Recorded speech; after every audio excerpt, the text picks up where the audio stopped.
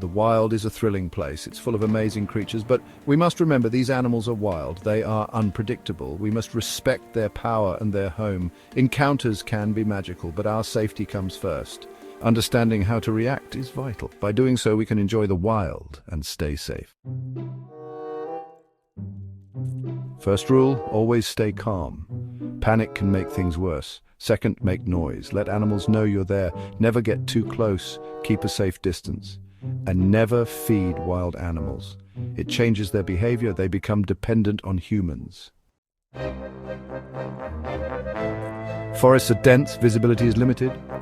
Make noise to avoid surprising animals. Look for tracks, scat, and other signs. Deserts mean heat. Animals seek water and shade. Carry plenty of water. Be aware of your surroundings. Oceans are vast.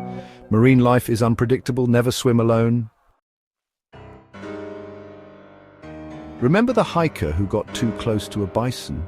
She was lucky to escape with minor injuries. Respecting boundaries is crucial.